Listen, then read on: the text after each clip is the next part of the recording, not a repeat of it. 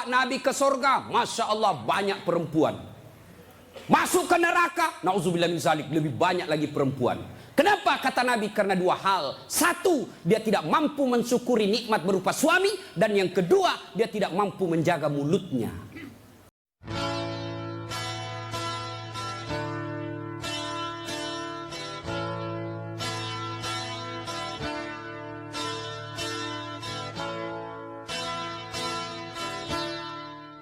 Ya Allah, mana pahalaku? 3 hari 3 malam saya dengar dakwah.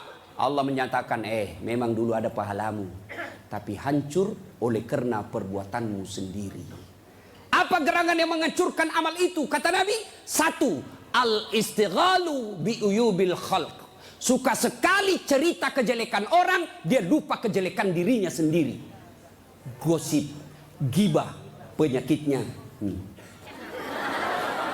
Bu ibu, Nabi ketika Isra Mi'raj diperlihatkan, bawa Nabi ke surga, Masya Allah banyak perempuan. Masuk ke neraka, na'udzubillah min zalik, lebih banyak lagi perempuan. Kenapa kata Nabi? Karena dua hal. 1, dia tidak mampu mensyukuri nikmat berupa suami. Dan yang kedua, dia tidak mampu menjaga mulutnya. Penyakitnya ibu-ibu. Saya ajak lewat tadi masih ada yang gosip. Begitu saya dilihat, dia bilang, itu juga bajunya yang di YouTube. Sibuk. Kenapa? Saya pakai baju kok yang sibuk. Kang gosip. Jengkelku. Kenapa kok gosip saya?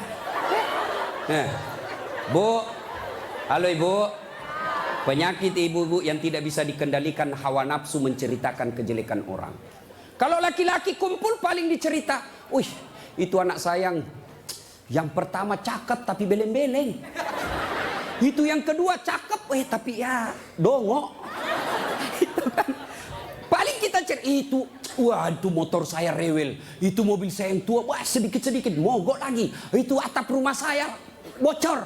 Paling kalau bapak cerita itu, tapi coba kalau ibu-ibu. Pertama dicerita sinetron. Jelek betul sifatnya itu ya. Sana itu. Iya toh, langsung tetangga jadi korban. Kumpul begini tuh masih ada gosip. Apa? Dia enggak ngomong tapi matanya dong. Apa? Kudungnya enggak serasi dengan roknya. Beliau kayak umbul-umbul. Sudah. Satu udah digosip. Lewat lagi satu. Apa? Palsu. Kenapa kau tahu? Lipstiknya.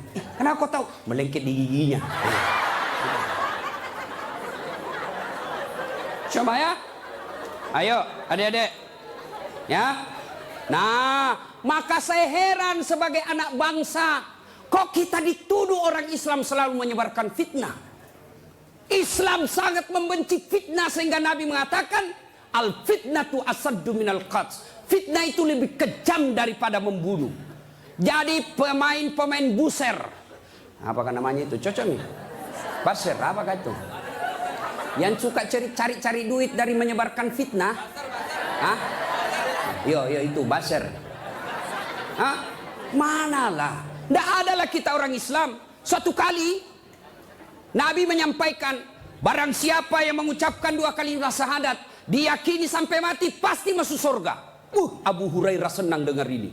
Lalu Abu Hurairah berlari-lari kecil menuju ke pasar. Dengan tujuan apa? Dia mau menyampaikan berita gembira ini. Lalu didapat oleh Umar. Abu Hurairah, kau mau pergi mana buru-buru? Saya mau menyampaikan berita penting. Apa itu? Barusan saja saya dengar menyampaikan Nabi, siapa yang syahadat, yakin sampai mati, pasti masuk surga. Umar berkata, betul kok Nabi bilang begitu? Betul. Saya tidak percaya. Ayo kita datang ke sumber. Dalam teori komunikasi inilah disebut check and recheck. Datanglah Umar klarifikasi ke sumber berita Rasulullah. Ya Rasulullah, katanya Anda mengucapkan siapa yang syahadat yakin sampai mati pasti masuk surga. Apa betul berita seperti itu ya Rasul? Nabi katakan betul.